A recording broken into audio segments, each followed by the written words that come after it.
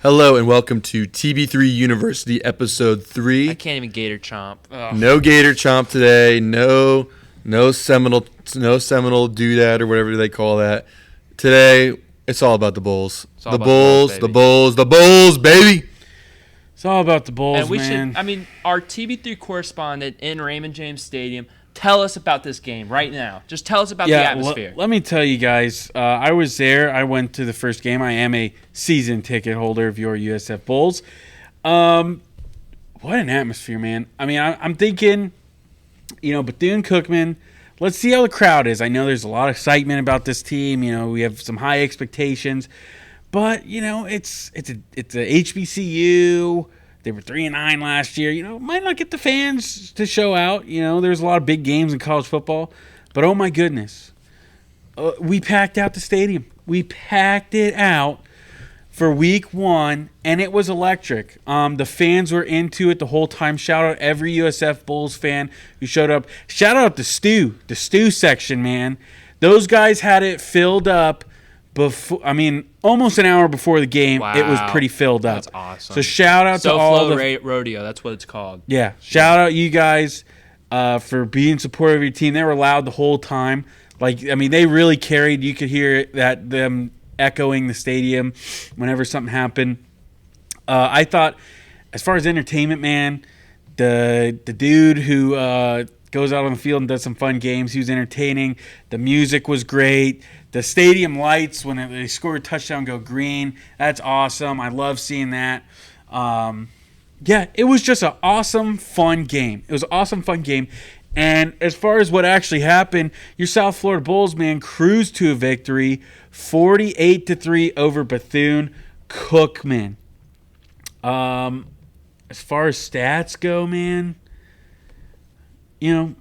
so some guys didn't play the whole game. Byron Brown, 13 of 20, 152 yards, 0 touchdowns, 0 interceptions, but he ran for a bunch, 74 yards on 8 carries, 1 touchdown. His longest run was 42 yards. He's dual threat QB, best dual threat QB in all G5, maybe even P5, P4. Woo. We'll see. I just love the dude. Offense, I'd say, played absolutely phenomenal, as good as you could, I guess. As rush game for sure. For who you're playing. Rush game, it was good. Obviously, 231 total yards, average of 5 touchdowns in the rushing department. I will say, though, I think we should expect better. And hey, you can call me a hater. Maybe I'm being too hard, but you're playing against Bethune Cookman. This team's not good. I want to see a little bit more explosiveness, and I want to see bigger run plays. I didn't quite see it. I didn't. I think that's fair for the run game, especially how much they ran the ball. I will also say I was a little disappointed with the accuracy of Byron Brown. I think there's some throws that he missed or didn't hit the receiver right where he needed to be. And obviously, going forward, we're going to need him to be a little more accurate. So I think there's definitely a little bit left to be desired on the offensive side of the ball. But I will say my biggest takeaway from this game is I know it's Bethune Cookman. I know it's a HBCU, but defense, man. Defense was really, really good. Held Bethune Cookman to 48 yards rushing. I look at defensive lineman Jahari Grant was on the all-PFF team for week 1. Just a dog in there. And I think the defensive lineman showed out a lot. There was great tackling, great penetration, and then the secondary did a pretty solid job of staying with the receivers.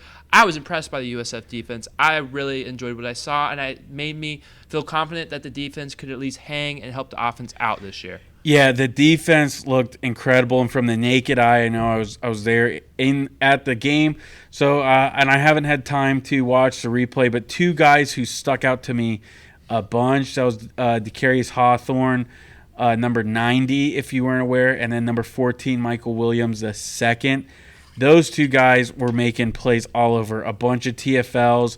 Michael Williams, I think, had 2 passes batted down at the line of scrimmage. Those guys stood out a bunch. So I'm excited to see how those guys continue to play. But, yeah, you're exactly right. Defensive line, awesome. Absolutely shut this team down. And that's what you wanted to see. And I went with my dad, and we were talking, and it's like, I think the only times Bethune Cookman even got a first down even I'm not sure if that team even got one first down outside of a penalty enforcing that.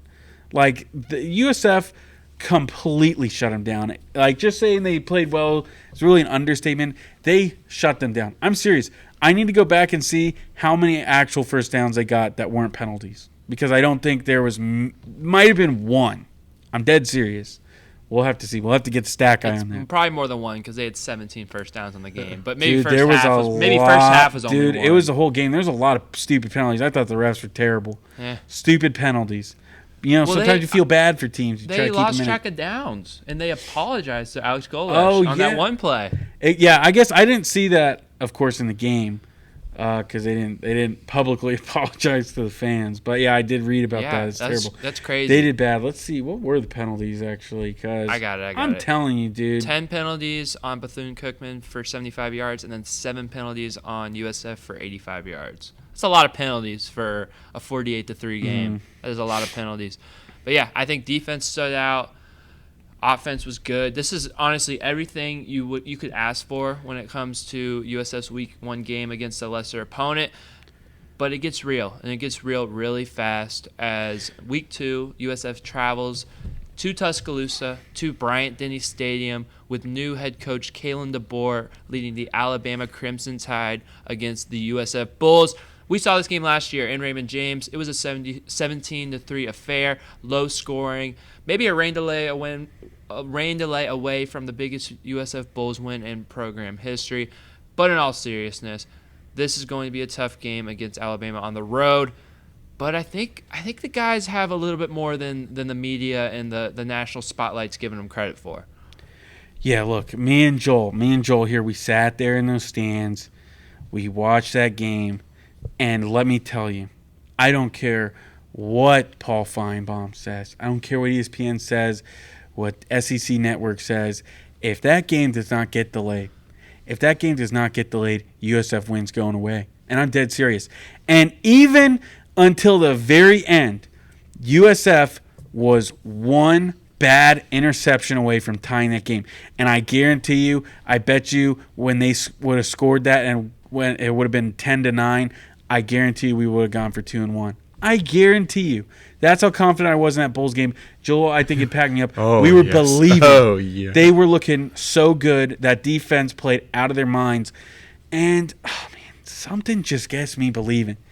I don't know if it's Alabama could not move the ball. They couldn't. They really couldn't. I know Jalen Milroe got benched, but come on. You're Alabama. It's not like all the other stars were benched. And that was at a time when Milroe wasn't really the guy anyway. He was struggling. He played bad. That's why he got benched. So you can't really even say, well, that's because he wasn't in the game. I'm sorry. I don't think he would have done a whole lot of difference. That's how good the Bulls defense was playing. They were getting after the quarterback. They were stuffing the line of scrimmage. And something gets me believing. Again. Maybe it's all of you loyal, awesome Bulls fans on Twitter beefing with the Bama fans, making fun of them, getting them fired up. That's the best thing. USF Bulls Twitter is the best, one of the best college fan groups, my opinion. But they're getting Bama fans worked up. That's awesome. They're going after them. Huge. And maybe it's that. Maybe it's just the fact that this team is special. I really think they are special. I think this is a special season. And I think it could happen. Listen here. I want to say just about every single Alabama coach, including Nick Saban, in their first year coaching, lose. They've all lost a game at home to a group of 5 team or lower. It was Southern Miss for Nick Saban, if I'm correct. I think it was Louisiana Monroe. Oh, maybe not. Okay. It was a Louisiana team. They lost to Southern Miss, though. I know that. They did lose to Southern. Yeah. I think his first year is Louisiana Monroe or the Raging Cajuns. It was one of those two. Maybe it was Southern Miss, but I thought it was a Louisiana team. Anyways, back to my point. Kalen DeBoer's in his first year, okay? They play Western Kentucky. Western Kentucky's not that good, okay? But I just think this is biblical. It's canon. USF is going to be the group of 5 team that gives DeBoer his first loss. They're going to do it. They're going to do it. I 100% believe they're going to shock the world. They are going to do it. I think Golesh has his team fired up. I think they can think about last year of how they were right there. They got a lot of things going their way. I think they can do it. I think they win.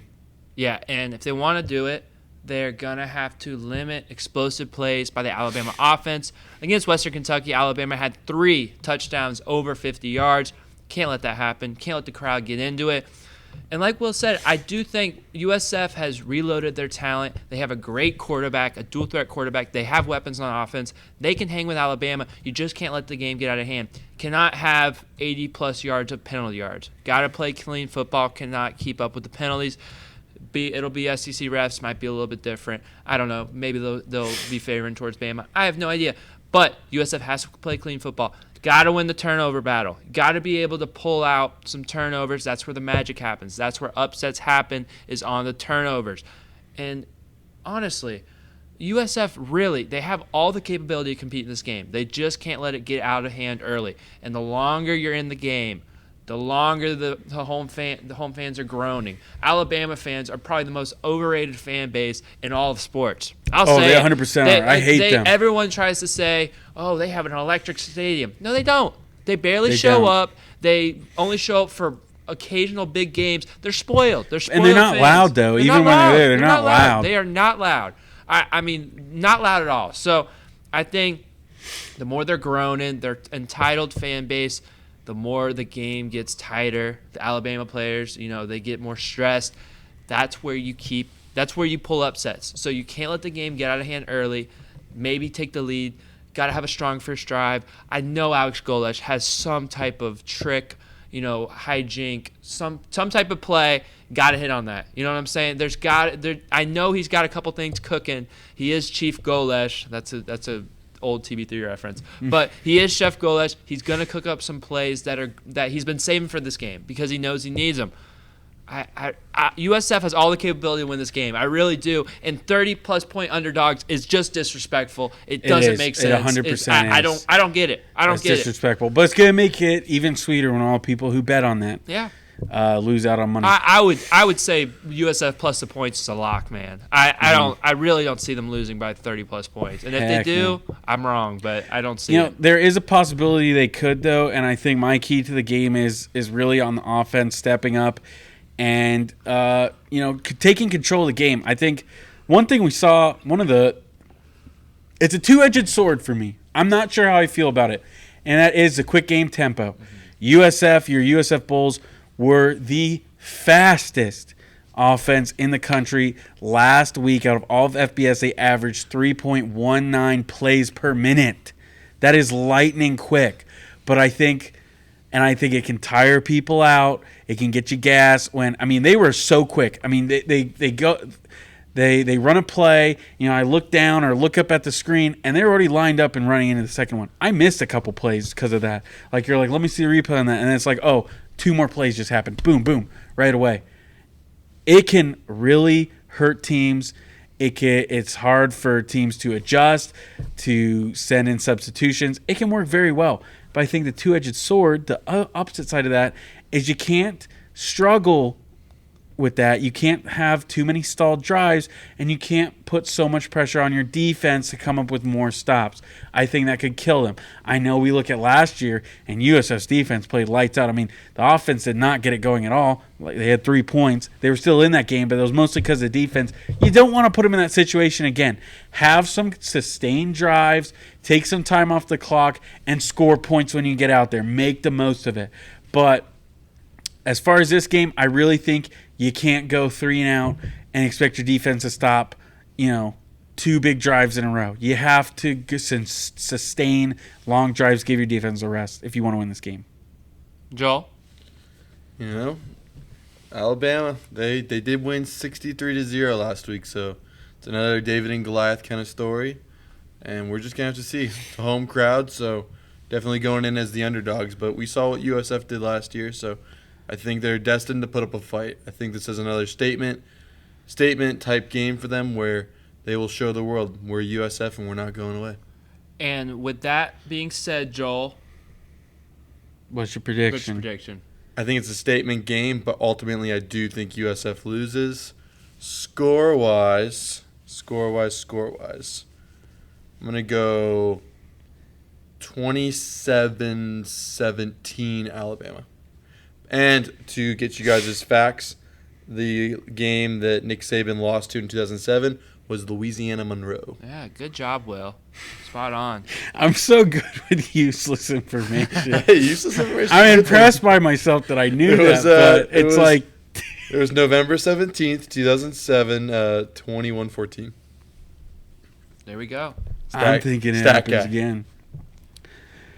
I don't know. I said a long time ago when we were talking about USF, I think their preview episode, I'm not sure which one that was, but man, get me to this week and I'll start talking crazy, man, because I truly believe, I think what fired me up the most is when everybody's asking, hey, Chef Golish, hey, how does it feel that you guys have to play Miami and Alabama this season? He says, well, how does it feel that they have to play us? They got to play USF. Dang and that got me fired up. I would run through a brick wall for this guy. And I think the team feels the same way. This is a special season. The time is now to make a statement, to arise as the top dogs in college football. Give me USF.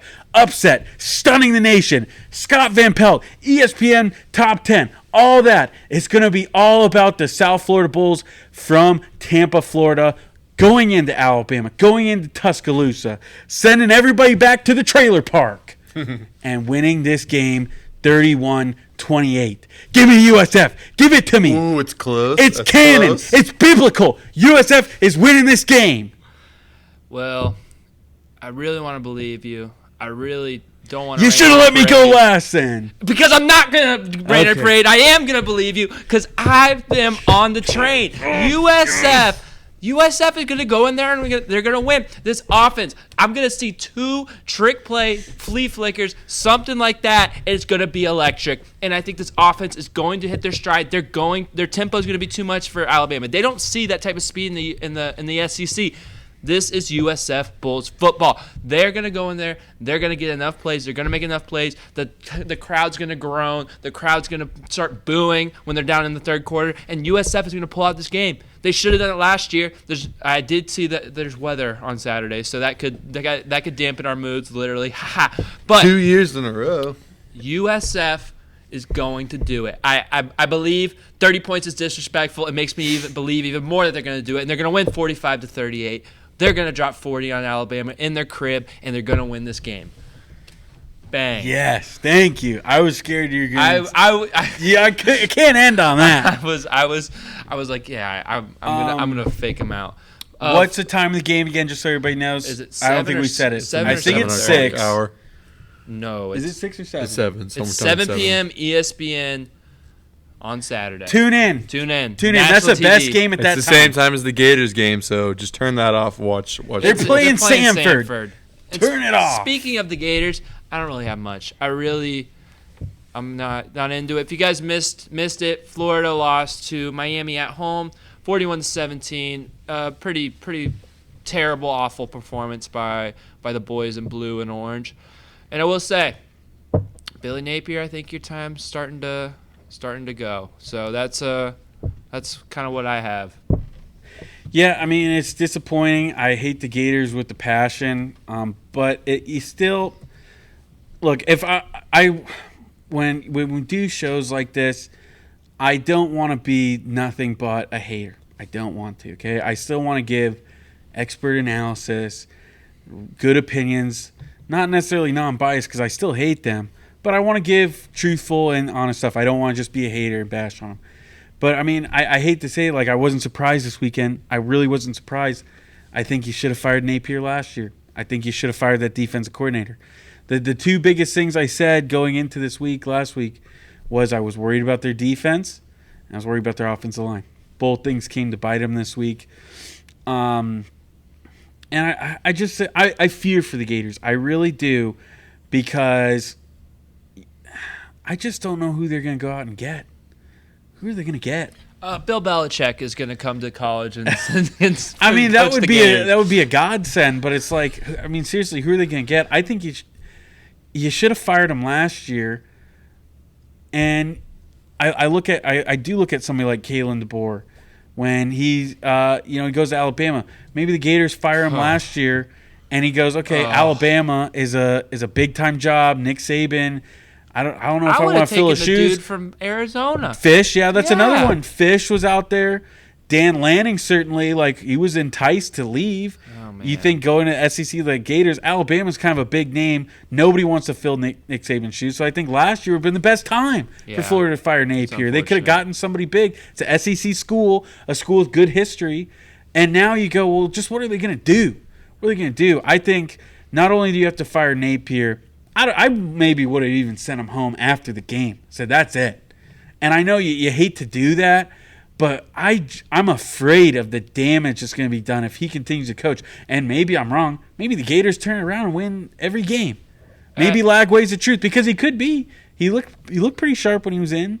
The interception was kind of unlucky. I think he played solid. But at the same time, I still just go, what if this team doesn't win another game? What if they do that? You're going to damage this program. So I think on top of that, too, Strickland needs to be fired. The AD has done a terrible job. It sucks because Scott Strickland has done a good job at almost every single sport under the sun except for football. He will never be fired because I think Florida was in the top 5 or 3 and championships won across all sports. And he's the athletic director. He's not the football director. And I know it's the biggest sport. But yeah, that's the thing. You got to hit on your football. You got to hit on your football hires. And I do think Billy Napier was a huge miss. And I think he might go down as one of the worst coaches in Florida history, unfortunately. And here's the thing.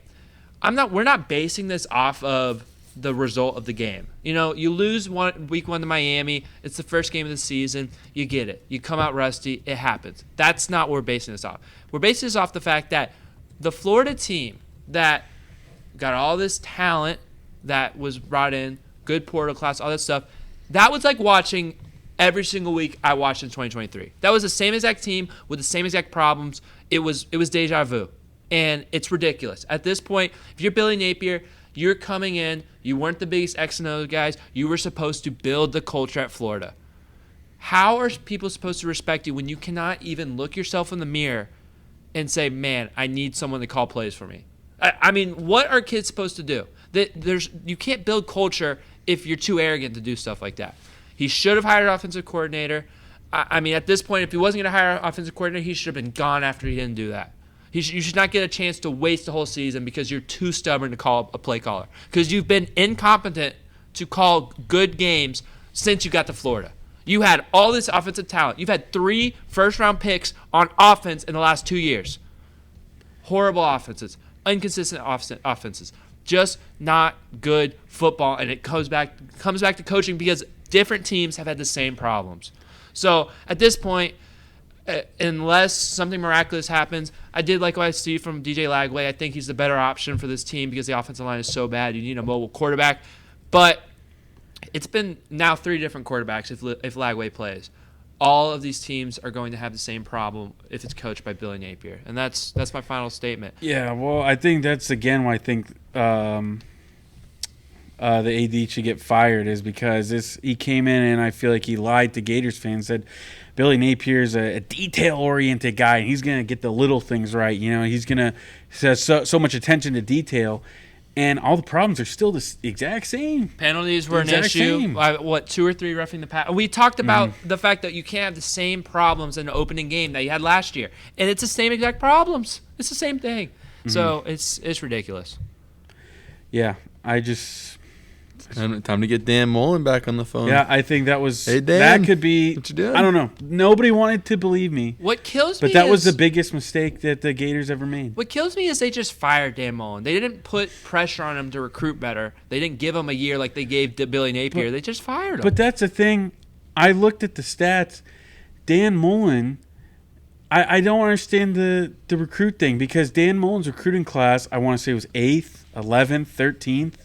I think the lowest was 16th, maybe. What more can you ask for? That class he left on was crazy low until Napier got it. It was like in the 80s. So it was for some reason that year he wasn't recruiting. I don't know. Maybe not that year, but all his other classes were money. Point, They're top 15. At this point, I think Mullen and Strickland had some disagreements and beliefs, and that could be another reason to fire Strickland. Yeah. So. And that's the thing too is, I don't know.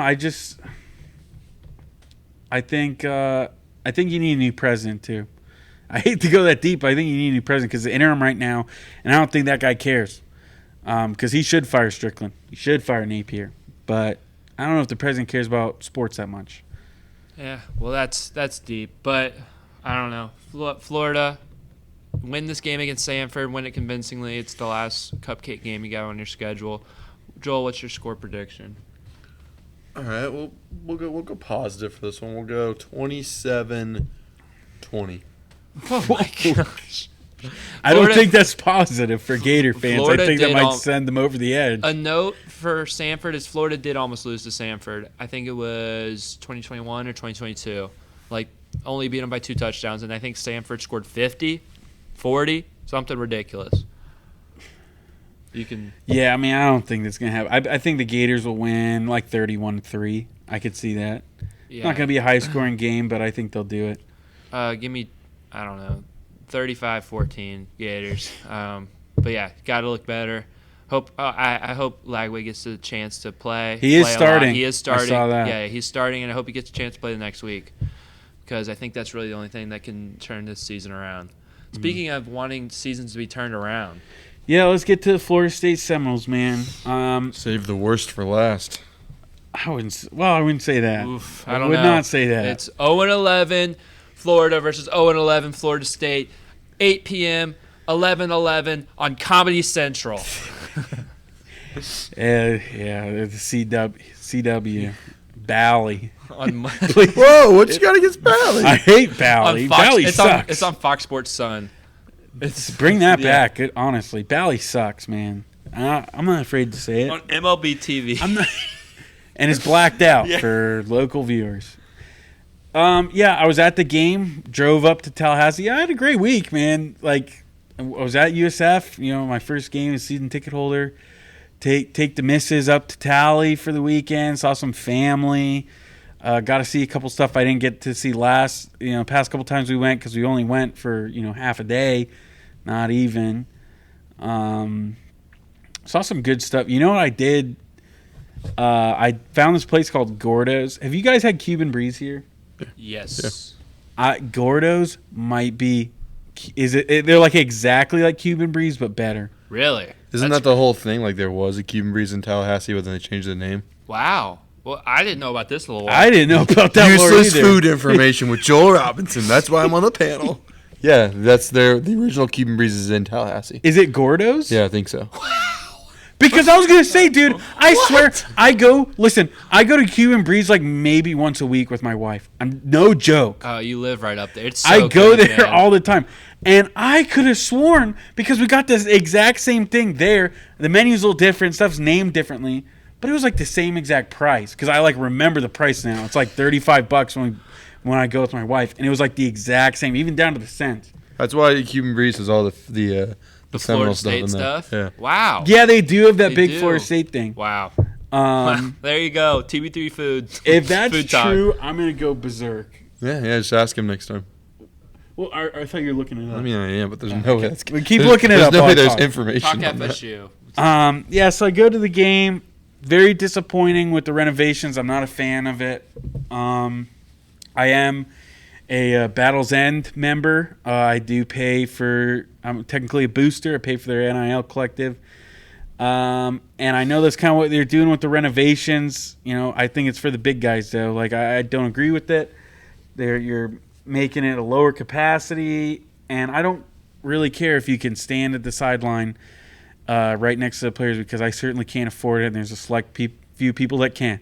And there was something magical about going to a dope game with 80,000 people in there doing the war chant, and now you don't have that anymore. It's not cool, because they're doing the same thing at the Swamp, too. Yeah, it's stupid. It's stupid, It's stupid. I know you're giving in to the big boosters, big NIL donors, but I personally disagree. Anyways, it just wasn't the same atmosphere going right into the game, and it was just a lot of the same old stuff.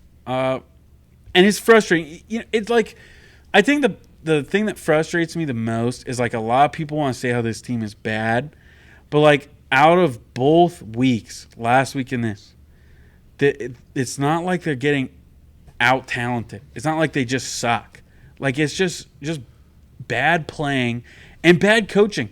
I almost feel like it's like going through the growing pains of a first year coach, because last week you look at Florida State, too heavily reliant on the run, and it wasn't there, and you weren't doing anything special. It was inside zone just about every play. This week, you run the ball twice in the first half. You just do nothing but pass. And it's like, okay, well, yeah, I guess we're going to pass it a lot more, but don't just get rid of the run game completely. That was supposed to be your bread and butter. You got two portal backs. You got Jalen Lucas and Williams there, Roydell Williams. You already have Lawrence Toafili. You got Cam Davis, one of the best running backs out of the 24 class. What happened to the run game? Like, where did it go? And I think that's like the biggest thing where people want to say DJ played terrible. Yeah, he definitely missed some throws, okay? Definitely made some bad throws. But when you're doing nothing but pass and the defense, like I said, the defense gets to gear up because they know it's coming, it makes it a lot harder on them. You're not making it easier for them. You're not doing anything easier for them.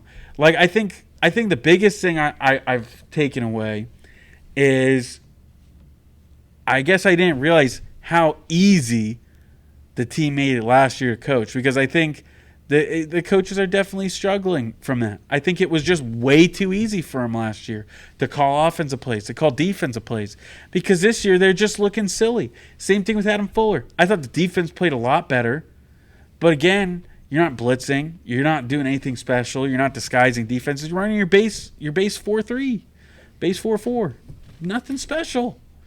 And I don't get how you expect to win games like that. I truly don't understand what happened to this coaching. That's my biggest takeaway. Okay. It doesn't make sense to me either. I don't know why there's been such a drastic change. I don't want to.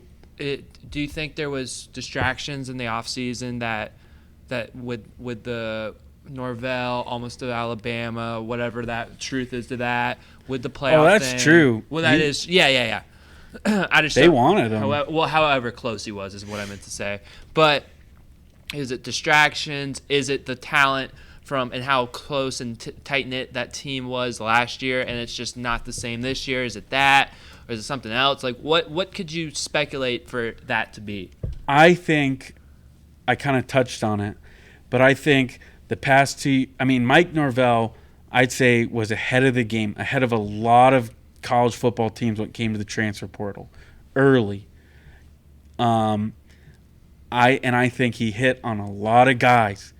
A lot of other teams hit the transfer portal, last year, but you got to think they hit on guys like Keon Coleman, Braden Fisk, Jared Verse 2 years ago, Fentrell Cypress,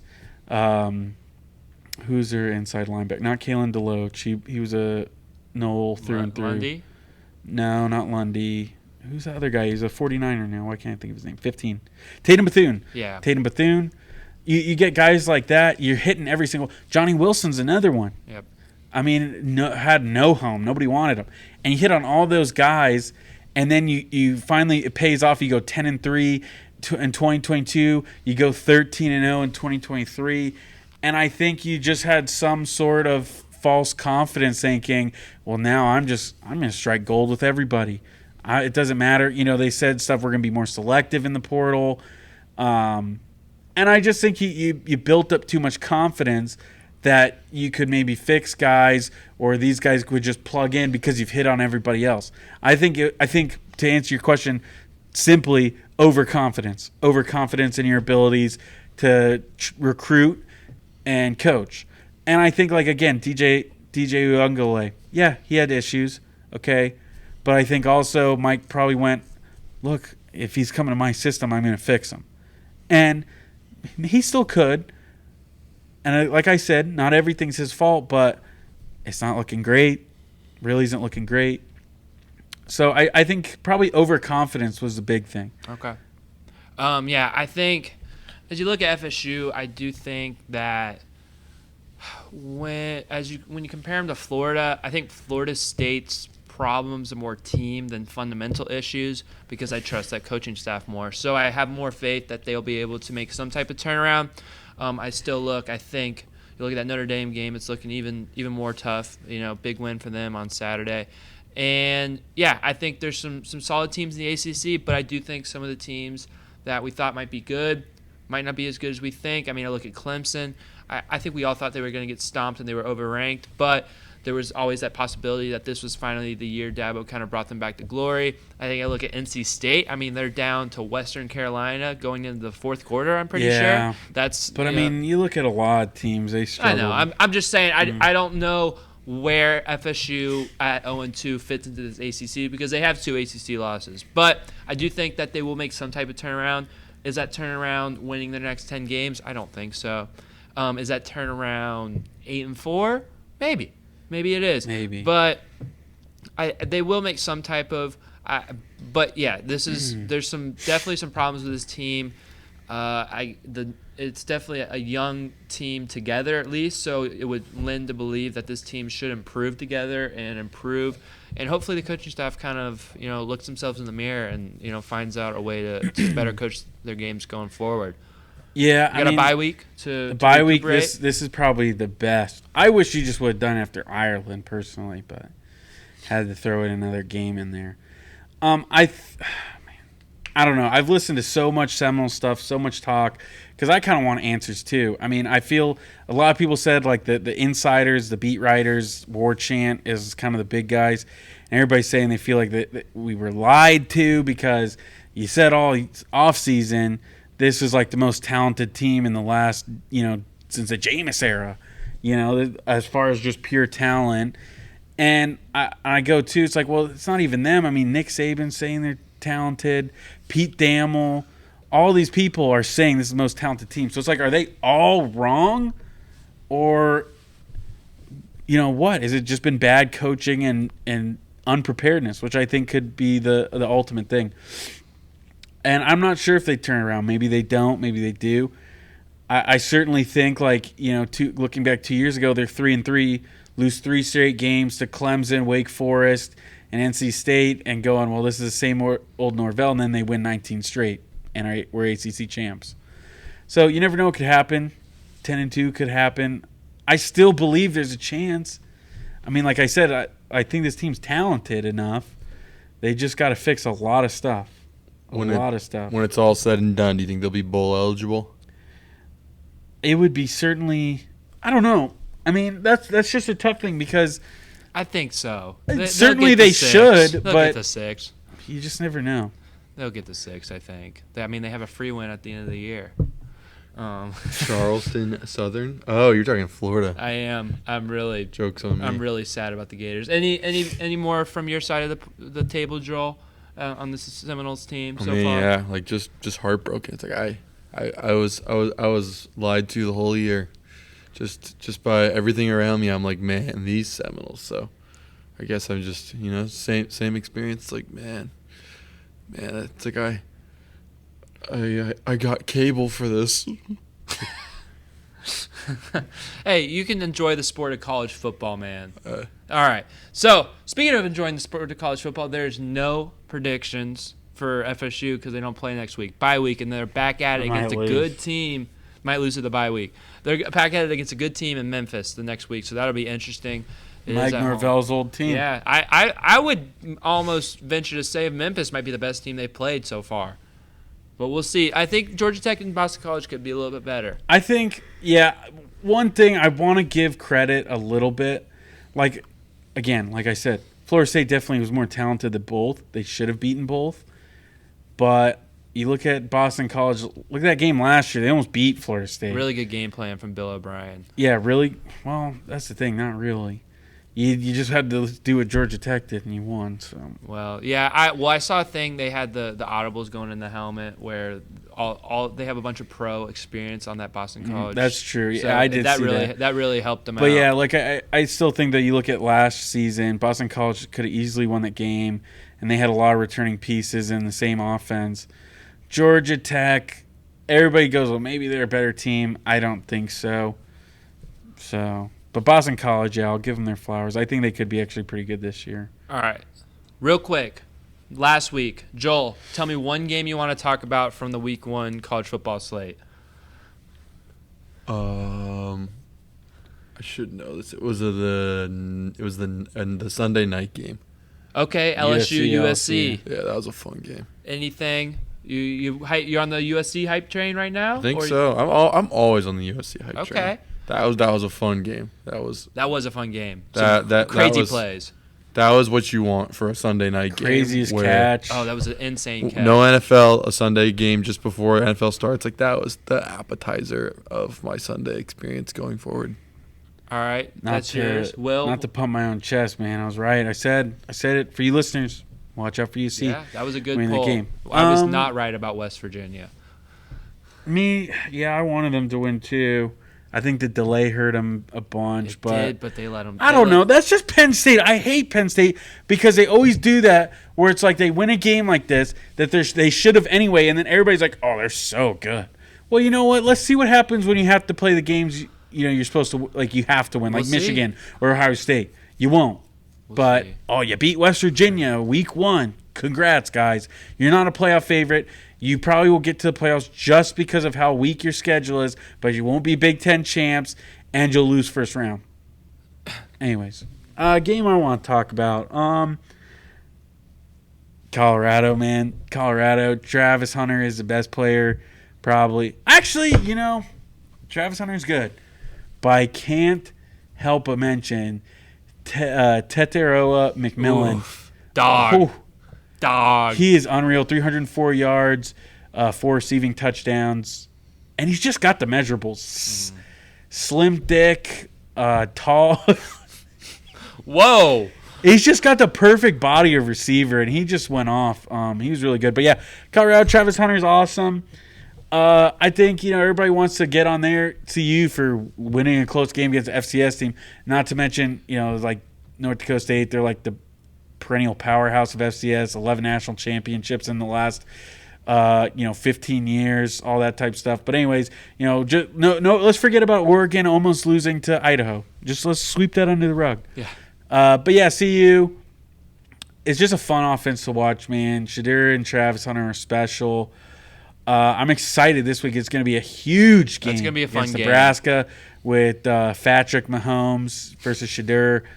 Battle two really good QBs, man. Let's see who comes out on top. And I'm glad you guys left this for me because I want to talk about Notre Dame, Texas A&M because that was a really good game. High-level defense, great atmosphere.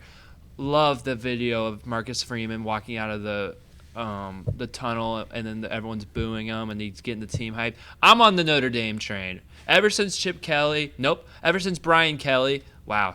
Ever since Brian Kelly has not been a Notre Dame coach. Both overrated coaches. Both overrated. I'm right on the Notre Dame train. I always was not a huge fan of him, but, man, I love Marcus Freeman. I think he's a great coach. Love Riley Leonard. They got 40 people going to their Bible studies every midweek every Thursday, I think, is what Riley Leonard said. Love that. On the hype train. They have a pretty manageable schedule. I think they might go undefeated, and I think they're for sure a playoff team. So I'm all about Notre Dame right now. We'll see. Mike Elko looked like an egg.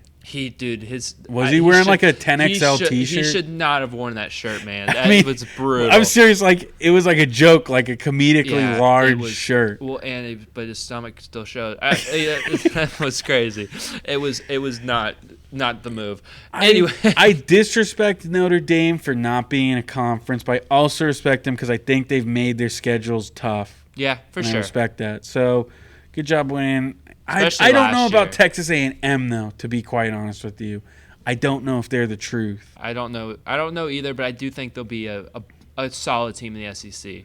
Maybe they'll lose in the swamp in 2 weeks. That's what I'm saying. I could see that happening. For sure could see. And that. I don't know offense. I don't think the Gators are very good at all. Nah, there's no offense there. I'm broken. I'm a broken man. I don't know about what you just said about their schedule being hard. Like they play Miami, Ohio.